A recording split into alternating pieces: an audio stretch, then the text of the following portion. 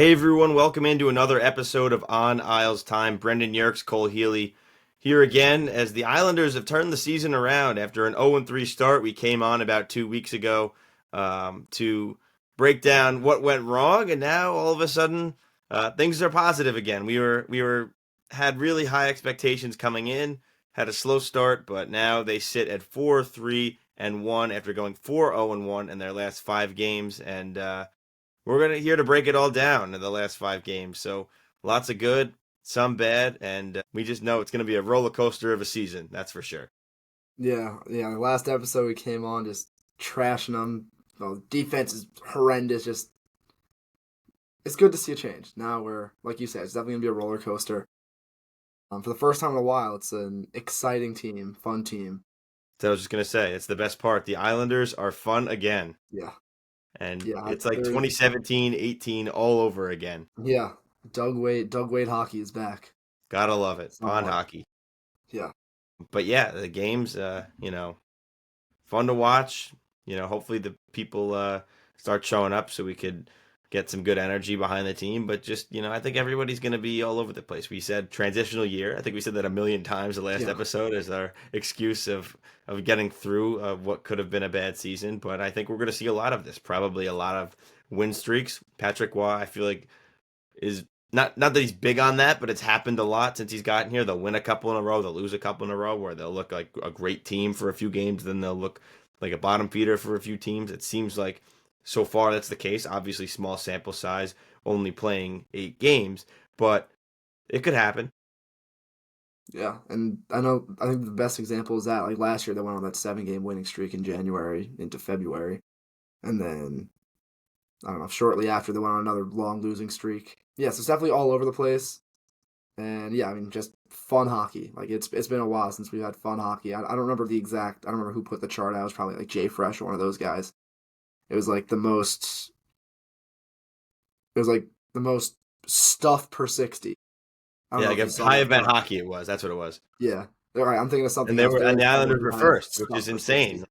Yeah, like The stigma is slowly going away, which the same media coverage that we said we saw in the summer, like Islanders are getting posted, like something every game. They're getting posted on some national media account more than we've ever seen before, and they just bumped up 2 games to ESPN Plus today, so people want to see Schaefer. yeah, Schaefer's definitely the biggest part of that, I think. And we always got you always see Biz and Ryan Whitney and Yandel always just gassing him up it seems like every time they post a video about the Islanders, it's them talking about Schaefer. So I mean that's definitely that's obviously huge. That's what you're gonna get with the first overall pick, who's performing as well as he is. But really everyone. I feel like I've seen quite a bit of like Emil Heineman stuff posted. Um, Again, the Islanders, I feel they're like there's really not, there hasn't been a ton of roster turnover. Like there's been more than I feel like some people will admit in past years. But this year, it's like you get a guy like Jonathan Drouin, right? Like he's bounced around a couple teams. I feel like the last couple years, the Islanders weren't really signing guys like that. Now we have him, obviously. We got Heineman, we got Shabanoff, so again, just some new blood. It's interesting. It's an interesting team now, and yeah, like we said, it's gonna be a roller coaster. You really don't know what you're gonna get, other than exciting games and fun games. So definitely looking forward to see how this turns out over the next couple months. All those guys have looked pretty good too, I Yeah, think for the most part, and like you just said, if roller coaster of a season, if they end up being really good, making the playoffs, I still think that they're good enough to be. That's great. Then if not, they'll be in the lottery again, and you go to next year. yeah. The I mean, transitional year. We'll say it every episode, but we're it's covering fun to ourselves watch. for regardless of the outcome. Right, and it's building towards something because the high event hockey, it'll still be exciting, but the intensity of it and the giving up high danger chances at a high rate will slow down as you start to improve the team. You're going to start scoring more on yours, and then the other team will get less. Like, look at the Florida Panthers. Obviously, a hard comparison, but the fact is they play high event hockey. They play exciting hockey, but it's not like run and gun both ends. They're just the better team. They're really good. So they win games that way. I mean, this year they're having a slower start, obviously dealing with injuries, but the high event hockey turns into more high event for your side when you become a good team. And as we know, it's going to take a couple of years here, but they're playing the NHL style of today, which they were lacking the last few years. And as they turn over the roster more, and get more prospects in, it will get better. But for now, 5 games playing well with the point still going that streak, and the further they go, the better. Yeah, definitely. It's building towards something. I know we've talked about just how there's actually direction now, and that's the first time in a while there's been, or not a while, but several years where there's been a direction that everyone is positive on. And yeah, like this, that's gonna, like you said, it'll improve over time. You're not gonna be perfect right off the bat, but having this direction combined with the high event games is just gonna be make the season more fun than the last two or three. And we backtracked the last episode. We both still think this team is playoff worthy. And last one we're like, all right, maybe it's not, you know, as easy as we think it's going to be. Not that we said it would be easy. We're like, all right, it could go bad. To win these games, we needed to see Bo Horvat and Matt Barzal step up. We spent a good chunk of time in the last episode talking about that.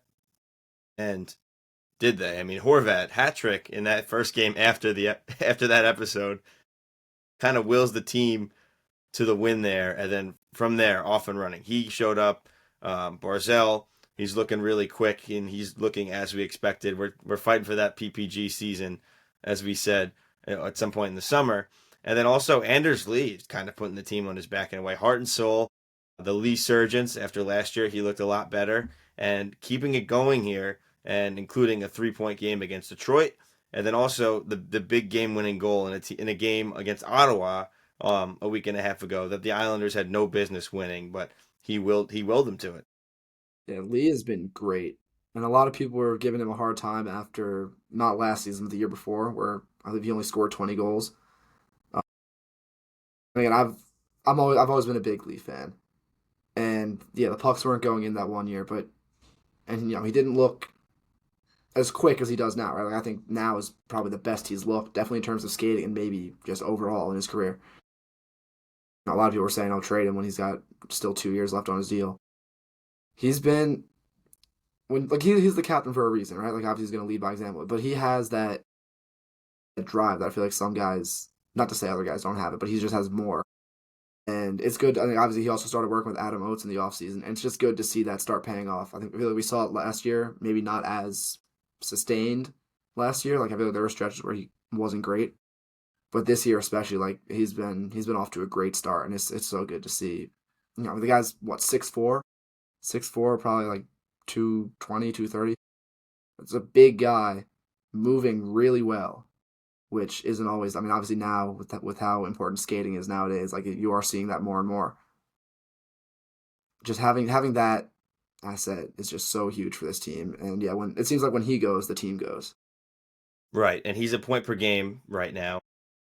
2 goals, 6 assists, so 8 points in 8 games, and yeah, we're gonna want to see that continue. He's, as you said, heart and soul guy, and the team goes with him. And Patrick Roy, I think,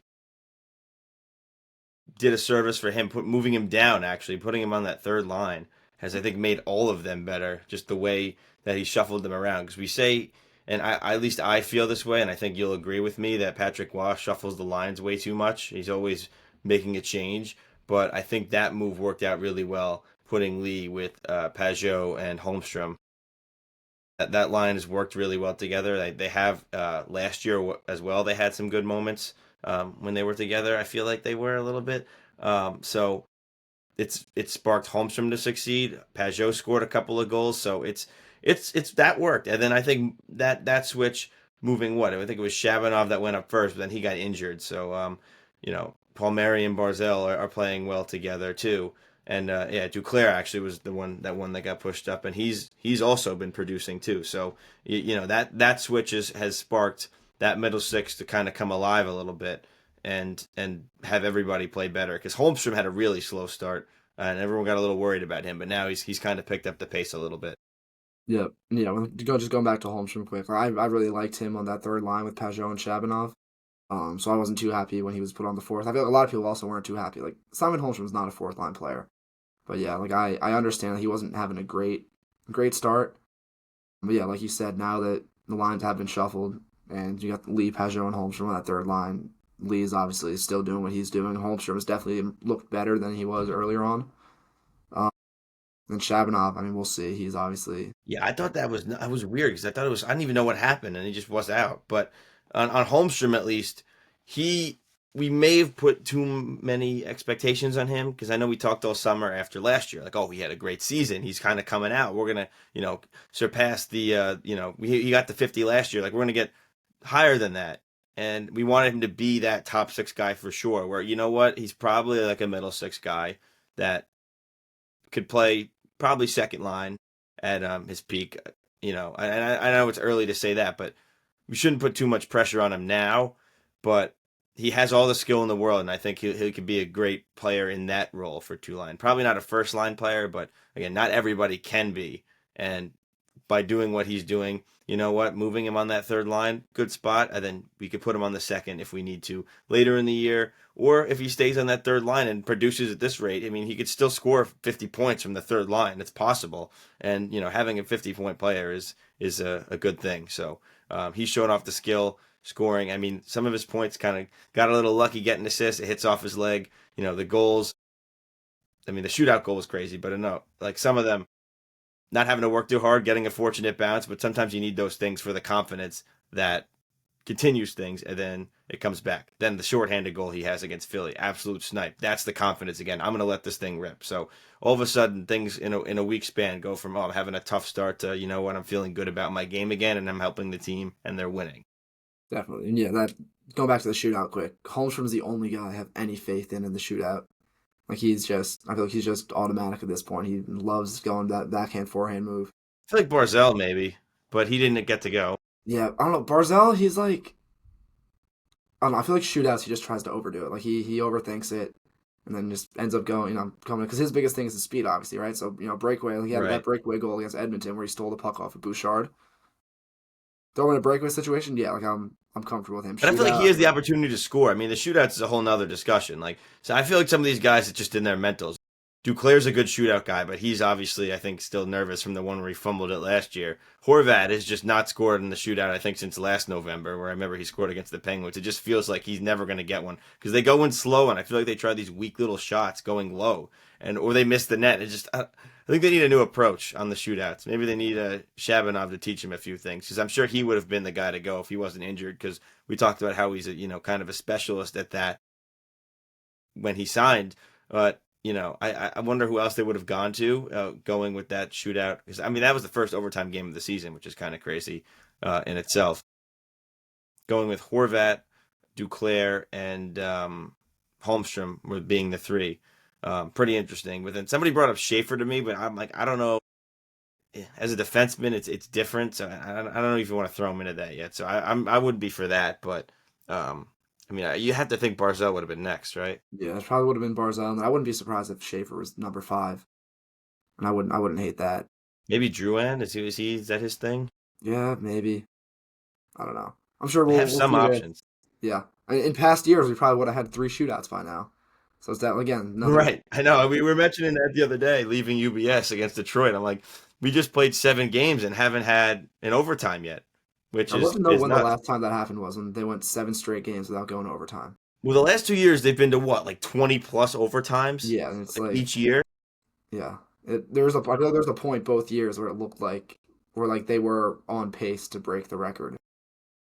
Well, I think they tied the record in 23-24 as far as losses go. I'm just Okay. saying overall games going to overtime because they still did win a few of them. Yeah, not many But shootouts. then it did Most slow of them down in went in overtime. 24. Like by the end, they ended up playing less. Like the beginning of the season, it felt like every Yeah. single game. After Wall came in for Lambert, that it changed.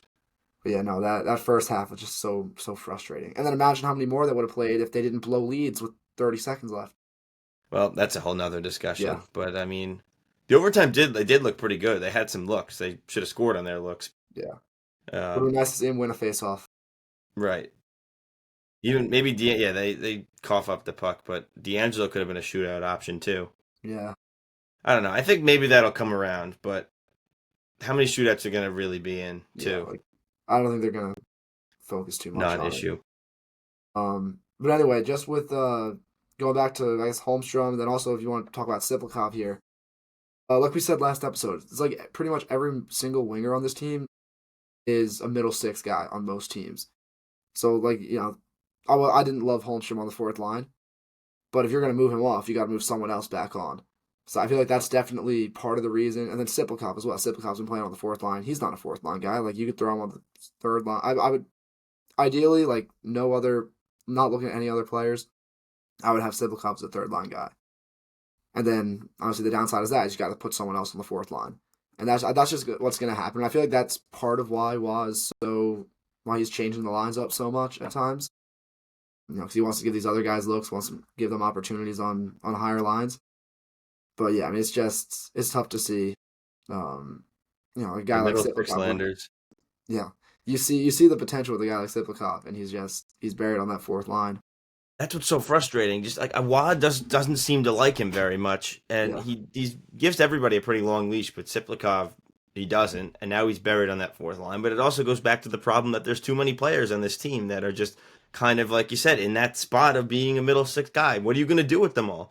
Like this is why you got to make trades. Like this is part of the reason I think I push for some guys to go. Like maybe like we said Paul Mary is a great signing, and he's been I'd say okay. I mean, yeah, he he's plays been well with fine. He Barzell. I hasn't mean, he's been got to hit the net. amazing. I mean, he has a million looks and sails it wide. I feel like 15 times already this season. I mean, yeah, he had that post against Edmonton, I believe, early on. I feel Yeah, like he had well, like he's another the opening. unluckiest player in the NHL. Yeah, But yeah. I mean, how many times has this guy had a goal overturned right, in so many hasn't happened games? yet this year. It's Missing the net been and bad just for him. fanning on a couple shots. His stick, I felt like had a hole in it the first couple games. Like, it's crazy. But like you keep a guy like him around, it's a good move. But then it takes away a spot. And then Anders Lee, obviously playing well, still here. He's an older player. What do you do at the end of the season with him being a UFA? Like there's gonna be spots that you're gonna want to open up because you have guys coming up like Iserman. We've talked about. Maybe he's not ready now, injured, so he might need more time. Hopefully he's okay because that looked really bad. Danny Nelson's a center, so that's another issue because Yeah, the center there's a lot of centers here and then coming through. Like, this is what you get when you don't do a full rebuild and you do the kind of like we're gonna slowly turn the new leaf. Is that there's nowhere for these guys to play. Like McLean has come in a few times. Gatcomb's now in the minors. Personally, I want to move off of Cizikas. I just don't think he's really that effective anymore. I think he's been here too long, and I think for all the jokes about like the Country Club Islanders that's been mentioned in the past, I feel like he's like at the front of that. I liked him for years. I just think I'd rather somebody else who's younger and faster in that position. And I know not everybody could play center, but just that's another body that's kind of been here. But Sipakov, back to what started this whole thing, he has too much skill to be a fourth line guy. It's just that he has the body and like the size to play that style of game and like the smarts. But I feel like his talent is being wasted in that spot. And now I feel like it's a similar player to Holmstrom, which sparked this whole conversation, is that he's probably not a first line guy either, but he's definitely a middle sixer for sure, and probably could be a second line guy. But right now, I feel like is a good fit on the third line. But when everyone else is playing as well as they are, who do you move? And just even if things go down, like you're not going to put Anders Lee on the fourth line. I feel like you can't put Holmstrom there again, and then that's the third, and then you're not going to move someone from 2 to 4, like, and then you have to jumble them all up again. There's guys that's the problem you run into with too many middle sixers is that who is going down to the fourth line. speaking of guys that you're saying, probably middle six could be on the top line. Emil Heineman has been really good. He's had that, I believe it was a 5 game point streak, 2 goals against Detroit. I was getting on him a little bit. He wasn't great, I feel like, early on, those first couple of games. I was saying we should move him down to maybe the third line. And then ever since that, he's been really solid. He'll get in there, he'll battle in the corners. Like he's quick. We're finally seeing that great shot that everyone was talking about all training camp and throughout the preseason. So yeah, I'm very, very happy with him so far. Still, he's a guy where I don't know how sustainable this is on the first line. Um, he's not. I mean, he's by sustainable. I mean, like he's obviously not going to score 50 goals or whatever he's on pace for, right? But like he looks good with Horvat and Drouin. We'll see. We'll see how long that goes on for. Obviously, if he stays like this the rest of the year, great, keep him there if he deserves to be on that spot. But he's a guy where I would not.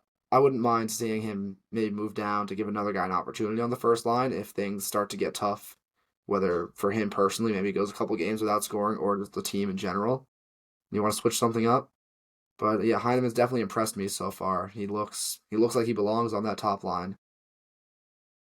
Yeah, again, it's very different first line than what might have been expected on July 1st when we signed Drouin. But yeah, I mean, it's working now. 5 game point streak for Heineman personally, and then also for the team on a 5 game point streak now. So no point changing that while we're here. We thought Wah was crazy for putting him on the first line. We've seen this. We've heard about his potential all summer and what even Montreal thought, and just about his shot. His shot is fantastic. Two of the exact same goal on Thursday against Detroit. Bo Horvat fed him both times, and just that ripper of a shot going in is awesome to see. And he's got the big body. He's strong, and right now it's working. And yeah, I think he will get moved off of it too eventually at some point, especially knowing Wah, how he moves the lines around and just with how many guys they have that could be vying for that spot. So he's a good guy to have. I mean, we heard his potential. He's playing on the power play and helping at the power play too. And if he turns into, even just a 20-goal guy, I mean, it's still early. He has 5 already. I think that's an attainable goal. And, for the first time, because I believe he had, 6 last year? And because I know he had that issue where he got hit by the car in Utah. So I think that slowed down his pace. But he had, most of them in the early portion of the year. And it looked like he was getting to that point. And then, obviously, that derailed his season. But now he's already got the 5 goals, 1 assist, so he's got 6 points in the 8 games so far. And if he could be a guy like that to, maybe score 20, 25 goals, and, right now he's on the first line, but it's another seemingly middle sixer, but in that top role, that's a good addition to have. You need that goal scoring, you need that depth scoring, and it's come in waves in the last few years for the Islanders, not enough, and that's a guy that you can build around in the future. And now these guys, if they all turn out good, you're going to have some decisions you're going to need to make in the next few years. But I think Darch knows that and set it up for that way where if you have to make a hard decision on players, then you're in a good position. So the trade so far, working out for both teams. Dobson's been good for Montreal, so we're not going to talk about that really, but just getting Heineman in that trade where I think we were all like, why is this the guy that you tried so hard to get in return? You're seeing the skill, and he's still a young guy and could be a long-term piece here, and especially in the short term, helping the team now and scoring goals, which they desperately needed to have a guy with a shot like that, because I think that's easily the best shot the Islanders have right. Yeah, like I was just about to add, like he's what, 22 years old, 23 years old. Like this is a very young guy. Um, Again, don't know his contract situation off the top of my head, but he'll obviously be an RFA when his current deal is up. Like this is a guy where like he's showing flashes right now at 23 or 22. Imagine him at 26 or like 20, 27, 28. Like he's again, like you said, he could be around for a while. Um, yeah, and yeah, we're starting to see why Matthew Darche was so insistent on getting him into the Dobson trade. Obviously, everyone's going to look at the 2 first because that's, you don't see 2 firsts get moved in the trade, in the same trade that often, especially them being back-to-back picks. So everyone's kind of, everyone's focusing on Eklund, everyone's focusing on Aitchison. But I mean, Heineman is, he sticks around for several years. Like he could end up being the biggest piece of that trade. Obviously, you want those 2 guys that we drafted to be, as good as we're expecting, if not better. But I mean, Heineman could play, or he could end up being the main piece that the Islanders got in return in that trade. And yeah, like you said, we're definitely seeing why Darth wanted him so bad. And yeah, I mean, it's working right now on that top line, so I might as well just keep it rolling. Just nice to see goal scoring and speed are 2 big Yeah. things, especially from Heineman, but I feel like everybody, like Jonathan Drouin, who we mentioned, has been playing really well. Like he has that burst of speed. He looks like he's eager to make an impact on this team. And just like we said, the games are fun and they're scoring a lot of goals. How many games now we've already seen? 4 goals, the 7-goal outlier, but three or more for a majority of the games that they've played. So they're scoring, and that's something we haven't seen. And then the defense, which we're gonna transition to now, has been better, and that's why they've won these games in a row. They still have their mistakes here and there, but that's what's going to happen. As we said, they'll improve the who they have and move guys out, bring guys in, prospects come in. So that'll take the high danger chances and move them down. But the defense as a whole, improvements. But I think the big thing is obviously with Schaefer, now we want to discuss how they're kind of come after him, these other teams, and they have guys that, need to come in and protect him. And Mayfield's kind of been that guy so far for what we've seen against Detroit and Philly. Those were the two big ones. And Mayfield getting a lot of heat still, but he's probably the biggest enforcer on the team right now. I mean, that's just the reality of it. Yeah, I think it was Staple that put something out either today or yesterday talking about Mayfield. Great teammate, not a great fighter. But yeah, Mayfield seems to be the guy that's, if someone's going to drop the gloves, it's going to be him. We saw him go with Hathaway the other day against Philly. Um, yeah, I mean, he's really, he's taking on that big brother role for Schaefer. I think Schaefer himself said that. So yeah, it's definitely good to see Mayfield stepping up there. There's Appleton going after him in the Detroit game in the dying seconds. And then yeah, Hathaway just all throughout the game. And again, like this is gonna happen. It's that's what's expected with any first overall pick. Guys are gonna go after him, see what he's made of. And then obviously some of the vets are gonna respond. So that's it's going exactly as what everyone should be expecting. Um yeah, so Mayfield is definitely, yeah, like Staples said, he's really not the greatest fighter. But he can hold his own when he needs to, and it's just good to see a guy step up there. If someone's gonna step up, it's gonna be him. And obviously you have him as Schaefer's D partner, so he's probably gonna be on the ice if something happens there.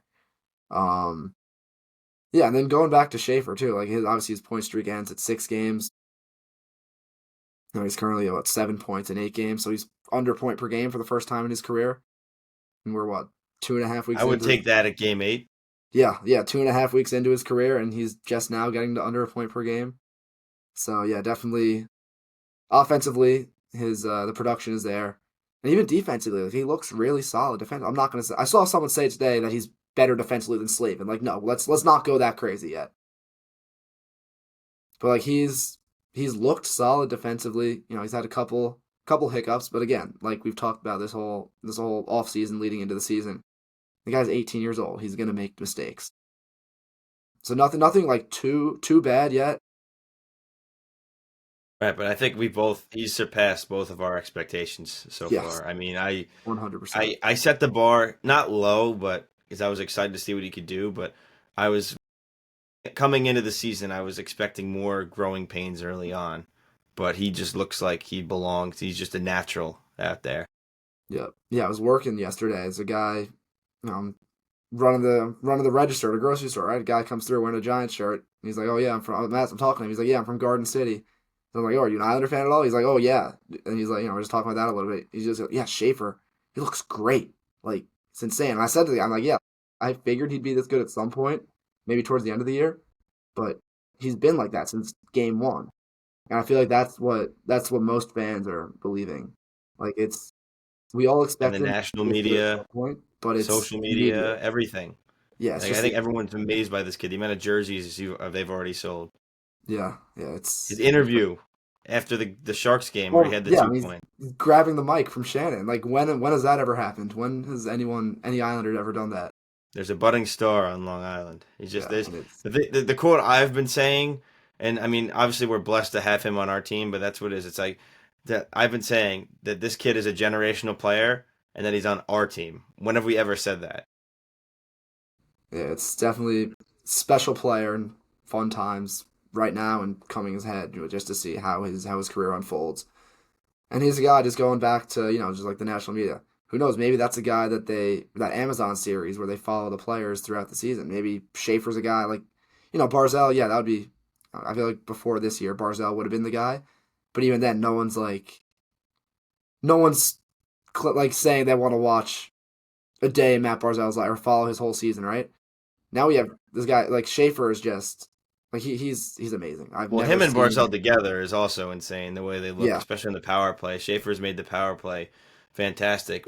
with the two of them, like just the give and goes on the power play. I mean, power play and 5-on-5. Like you see one starts it, hands it off to the other, and they're flying up the ice. I don't remember if it was Barzell in that Sharks game. They had the give and go leading to Schaefer's goal. I think so. I think it was. Yeah, like Shaver he just goes up the ice, ends up passing it to Duclair. Shot, rebound, Duclair finds Schaefer in front for the goal. And like that's happened so much, and they can both fly. And we really like you're really like having a fourth forward out there, but still having two defensemen because he's always he always gets back when he needs to. Um, Again, just going back to that goal in the Sharks game, like I feel like a lot of guys, a lot of defensemen, they're going to go up. Duclair doesn't score on that first shot, then he's going to retreat back and go back to the blue line. Like he's staying in the slot right there in case in case he has an opportunity to score. What do you know? Duclair comes back around with the puck, finds him in front, and Schaefer buries it. Like we really haven't had a guy like that, a defenseman like that. He has that great offensive instinct, and then he's also so solid defensively, and he has the speed and the stamina to get back when he needs to. And yeah, like you said, we really do have a generational player. Again, obviously 8 games in, right?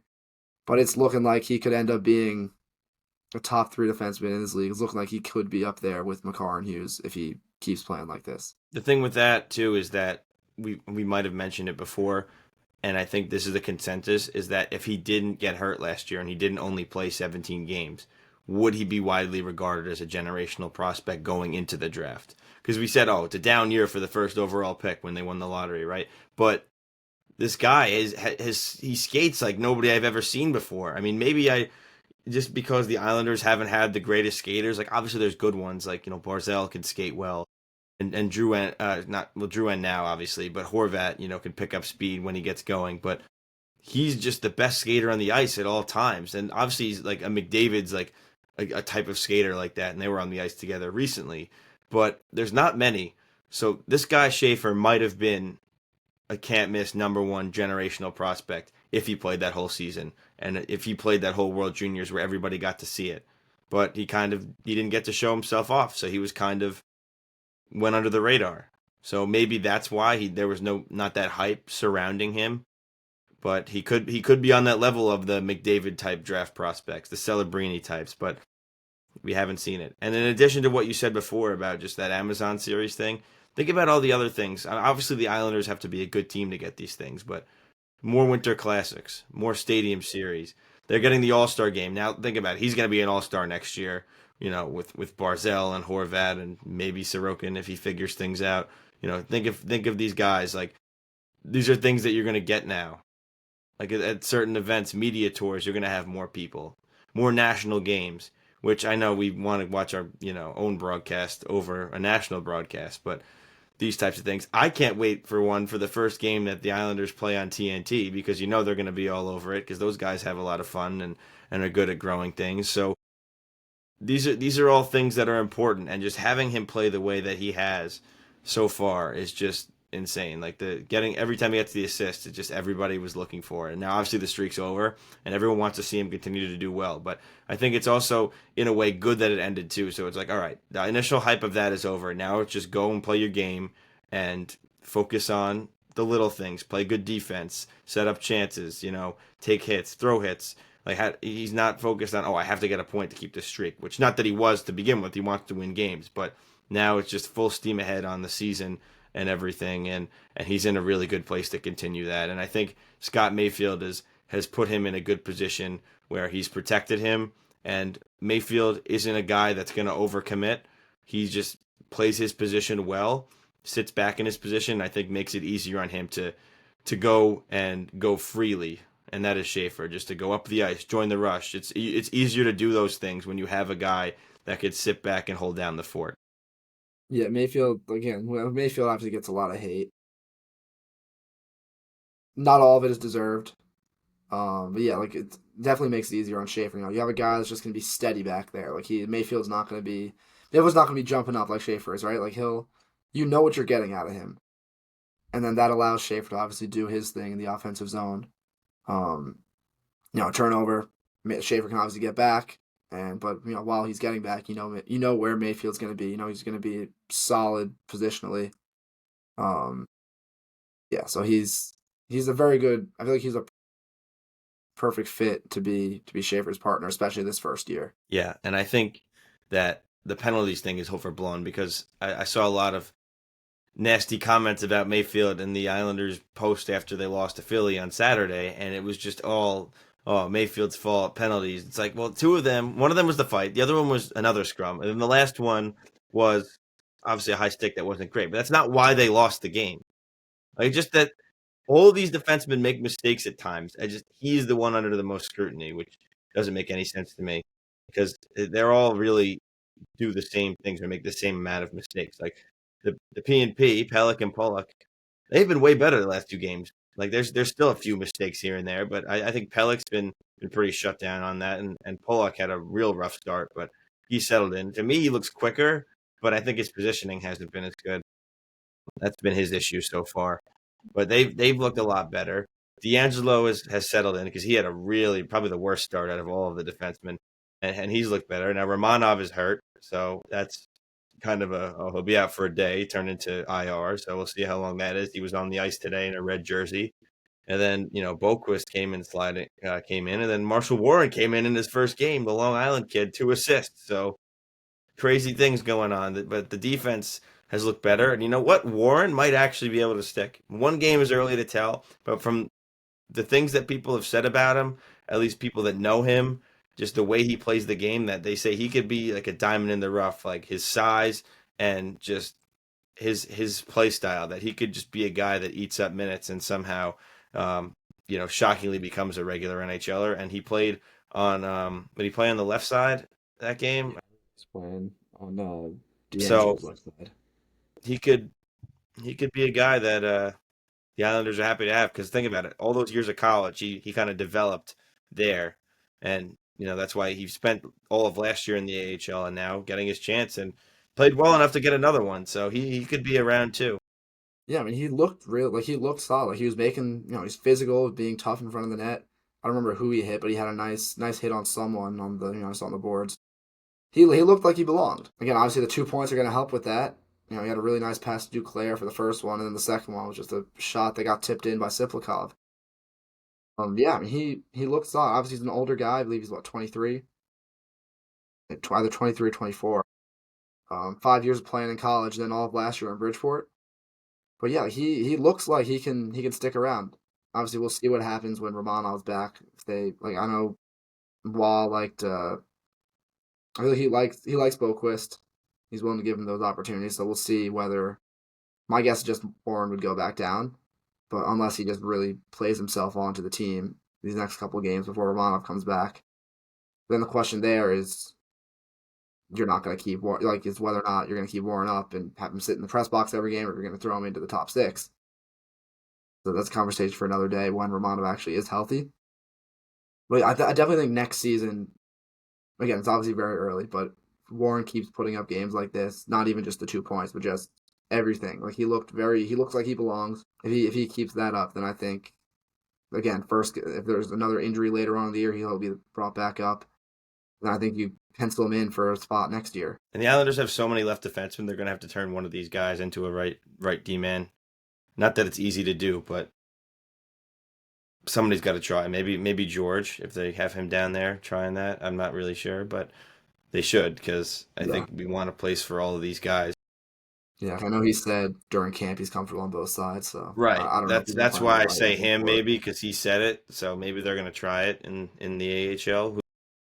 Bridgeport, they've won some games, lost some games, but they look better overall. They're playing close, competitive games, even if they lose. So that's what matters. And Cal Ritchie had a goal and an assist. Now he's banged up again. He missed last weekend, so expect to hopefully see him back soon. I think to move on here to goaltending news. Piero Greco was let go. He was the goaltending coach for the last few years, I think for all of the Lou years until now, and he's been replaced by Sergei Naumov. Is that how you say it? I have no idea. It's Sergey. We'll call him Sergey. Sergey. He's Russian. He's Sorokin's old goalie coach from the KHL, and I think they make a change. And Greco is a great coach, but I guess it's just sometimes you got to mix it up. So I'm not really against this move. You got to get Sorokin figured out, and he still hasn't looked the part. He made some great saves against Ottawa late in that game. He had a rough go in probably the first two periods, some weak goals, but he locked in when he needed to. But the San Jose game, it was the same thing from him. It's a lot of great saves, but then the one or two bad goals, and you're like, what? Like this guy, it's like you see it. In the game that he gives up the bad goals, you see it. He just needs to put it all together still again. And I don't know if it's a confidence thing, so maybe bringing him his old coach will help out with that because he needs to be better. And although he has been, there's still another level that we know he can get to, especially with David Riddick coming in, playing 2 games, and winning both of them. Yeah, Riddick has looked. I know we were both hard on Riddick after the preseason. Didn't really look great. But he goes in against Edmonton. He makes that really nice save on McDavid on the breakaway and just, again, looked solid the whole game. And then he played. Was he playing the Detroit game? Yes. Okay, yeah. So that was, again, I didn't get to watch that game. I was busy doing something. So, and like I'm not gonna vouch for his performance in that game. The team got the win. It was what 7-2. He had a really good game because, again, the Islanders, 7-2, they dominate, but he had to make some big saves. I think he faced 31 shots. They scored 7 goals. He still faced 31 shots. And the 2 that came in, they were both in the third period. It was 5-0 after 2. So, eventually, like at that point, you feel like the other team's going to just bang one in, you kind of sit back a little bit. He was the third star of the game, had a great, great performance. And I think hopefully that takes some pressure off Sorokin. The fact that, Riddick coming in, that, you know what, we have a backup again, that when I'm not playing, I could feel good about it. And then maybe that could let him relax a little bit. But I feel like it's just got to be mental on Ilya's part because we know it's like he's healthy again. We know that. And he has the skill. It's just I think he's in his own head. And we saw it in the shootout. We saw it in all these games. There's the one goal that he wants back. But even in all these games, like in the Philly game, he made some big saves in that one too. It's just the one bad goal is usually killer. So I think he just hopefully with his coach can fix the mental side of things and get back on track. Right, and then it was I don't remember what game it was after, but you saw Patrick Waugh kind of staying out there with him, talking to him. They asked Waugh about it after. I think this was before they made the coaching change, the goalie coach change. And Waugh's talking, he's like, yeah, I'm not worried about the technique, obviously, because it's changed since I played, but he's saying how he knows the mental side of it. He knows the mental side of being a goalie. So you saw him staying on the ice extra with Sorokin, just kind of, obviously don't know what exactly was said, but you can imagine they're talking about the mental part, maybe different situations, different game scenarios. And yeah, so you're really seeing him you try everything to get him right. While I was saying how confident he is in Sorokin, which he has the reason to be, because you know what he's capable of, you know what he can do. It's just a matter of him not giving up that bad goal every game. Yeah, so maybe having his old coach that he's obviously he was comfortable with Greco, obviously being there his whole career so far. But maybe having a guy, because I believe he works with Sergei Nomov in the off season when he goes back home to Russia. I believe that's who he works with, and then obviously he worked with him. I think it was his last 2 years in the KHL is when he was brought in. So it's a guy he's very comfortable with. He knows him very well. Obviously, speaking Russian, I don't know how much that the issue that is now with the language barrier between Greco and Sorokin. He's been here for 5 years now. Yeah, so you just gotta hope that he figures it out soon. He's still making those great saves that we saw him making that year that he was second in Vezina voting. But yeah, like you said, 1 or 2 bad goals is really what kills you. We'll see. Hopefully he can figure it out, because if he does, then I think this team is right there in the mix for the playoffs. Right, and I think we have the confidence that he will. They're winning, so I think we could be a little more patient with it. Like Saturday, that's a game they probably should win against Philadelphia. Frustrated they didn't, but they get the point and keep going. So you can't really be overly mad about it. Like, oh, that stinks. They should have got 2, but whatever. They get the 1, and I just think that he's going to have to find it, and I think he will eventually. We'll see, and I think that's a good place to put a wrap on things here.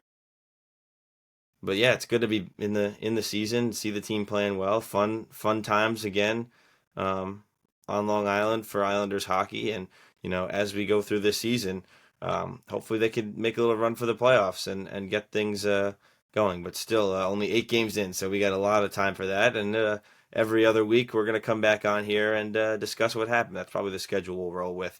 So we get a good chunk of games and things to discuss. But we appreciate everybody tuning in to this. Make sure to follow us on our social media channels for more content, especially on our TikTok account, but as well as our Instagram and X account at On Isles Time, ONISLESTIME. But for Brendan Yerkes and Cole Healy, this was On Isles Time. Thank you so much for tuning in.